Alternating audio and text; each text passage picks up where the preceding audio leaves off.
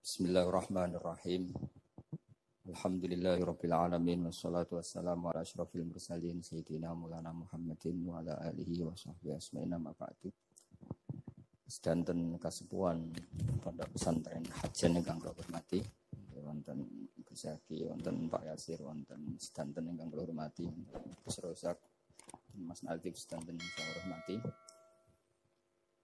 Kula mungkin baru malam ini keluar setelah ibu sakit di ICU 22 hari.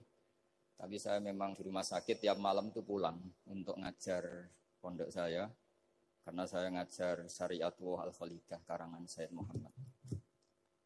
Kenapa saya tetap ngajar? Karena kula niku termasuk orang yang sangat berkeyakinan kalian ad-dunya mal'unatun mal'unun ma fiha illa zikrallahi wa ma walahu au aliman au muta'alliman. Terus untuk menghilangkan laknatullah di dunia ini hanya zikrullah, termasuk yang disebut Rasulullah sallallahu alaihi wasallam adalah proses belajar mengajar. Au aliman au muta'alliman. Terus kula niku sangat fanatik kalian yang namanya belajar. Karena niku sing kula anggap engkang ngilangi azab, ngilangi laknat. Kula beberapa kali terdikte oleh baca. Misalnya baca sistem geologi bumi. Niku zaman wonten likuifaksi teng Palu. Itu beberapa ahli geologi tanya saya, Pak Bahak, apa ada pembenarannya dalam Quran? Terus saya bilang, sampean baca ayat ini dengan kamus bahasa Arab yang dikarang orang sekuler. Atau bila perlu yang dikarang orang Kristen. Biar kamu tidak nganggep saya ini nyari pembenaran. Selama ini alhamdulillah kadang kamus Munjid itu terkenalnya itu dikarang orang non-muslim. Tapi kadang itu ada hikmahnya. Hikmahnya adalah, tapi saya bukan berarti menganjurkan belajar Munjid. Ini ada hikmahnya adalah, madatul kalimah itu dimaknai secara benar menurut objektivitas ilmu. Singkat cerita tak suruh nyari makna maro yamuru mauron. Jadi Allah ngendikan teng surat Tabarok, apa kamu merasa aman? Merasa aman setiap saat man fis sama ayyakhsifa bikumul ardo fa idza hiya tamur. Allah zat yang menguasai langit setiap saat bisa saja melumerkan bumi ini. Jadi melumerkan itu ya bahasa Arabnya tamur itu. Jadi Allah sudah mengingatkan bahwa potensi bumi ini memang likuifaksi. Karena di bawah ada magma, ada air, ada macam-macam. Kemudian potensi bumi ini juga dihantam oleh benda-benda langit. Sehingga Allah ngendikan innallaha yumsikus samawati wal ardo an tazula wala in zalata in amsakahuma min ahadim min ba'di. Jadi setiap saat mungkin meteor itu menghantam bumi, setiap saat mungkin Mars yang menghantam bumi. Sehingga kalau kita belajarnya itu geologi atau sistem galaksi, itu ketakutan kita ya pada likuifaksi, pada meteor yang jatuh, pada apa. Tapi kalau misalnya kita baca yang su'ul khotimah, ketakutan kita ya akan su'ul khotimah.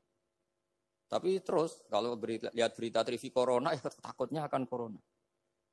Tapi setelah distatistikkan, misalnya belajar orang yang mati karena ngelindur, itu ya terus takut tidur. Karena yang mati karena ngelindur itu juga banyak. Artinya apa? Membaca itu membentuk. Dan itu artinya belajar. Saya termasuk orang yang meskipun masih muda itu gak pati-pati mati. Ini yang membedakan saya dengan bisnis PD saya kalau masalah ngadepi mati. Karena bukan berarti saya mesti soleh, mesti husnul khotimah, ya enggak. Ada istilah mati yang menyenangkan dalam diri manusia, yaitu Nabi ngendikan Allahumma ahyini maka natil hayatu khairan li wa tawaffani maka natil wafatu khairan li.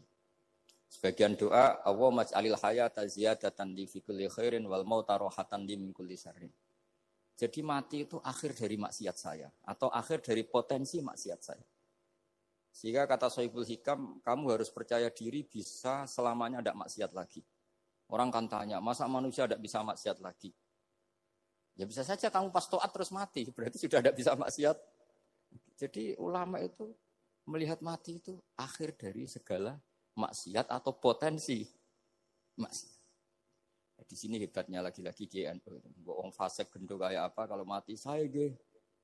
Tombone menang kabeh, saya nggih menang kabeh. Sesuai kiai ini saya nih pun mboten saged maling, mboten saged korupsi. Oh nggih saya ini. Itu satu ilmu yang luar biasa. Meskipun ya tentu agak ngawur. Tapi itu bagus. Secara ilmu bagus karena al-maut adalah rohatun min kulli syarr. Lagi-lagi yang menyelamatkan itu illa aliman au muta'alliman. Proses belajar mengajar. Saya baca banyak tentang halal haram dalam kitab Imam Ghazali itu, tak ulang berkali-kali. Saya tuh dulu ya gak paham, karena kitab paling susah di bab Imam Ghazali itu menurut saya kitabul halal wal haram. Termasuk bagaimana cara ngelola amwalus salatin yang terkenal korup, sementara menyumbang kamu sebagai jaizah, sebagai hadiah untuk para kiai atau untuk para guru. Itu perdebatannya ulama itu macam-macam. Ada yang bilang haram karena itu potensi haram atau memang benar-benar haram. Ada yang bilang boleh. Karena kalau yang pakai kamu untuk kebaikan, kali dipakai mereka ruwet. Kebetulan yang partai ini lebih besar Mas Nadif. Ya alhamdulillah. Terus dikiaskan sama ghanimah. Lagi-lagi karena baca, saya itu pernah ditanya seorang dosen di Jogja. Gus, saya ini muslim mulai kecil dan saya peneliti, saya pernah sekolah di mana-mana. Yang ganjil dari saya tentang Islam itu satu, yaitu ghanimah.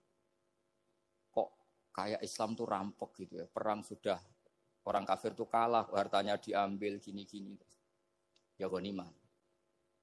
Terus saya memberi analogi, kalau ada garong ke kamu, bawa senpi, bawa pedang, terus kamu mengalahkan garong itu, alat-alat itu kamu kembalikan apa kamu sita? Ya saya sita, nanti dipakai garong lagi. Ya kira-kira seperti itu. Kalau dikembalikan ke orang kafir berarti menjadi kekuatan kekafiran lagi. Dan itu harbi. Dia baru nerima. Lagi-lagi ini barokahnya baca.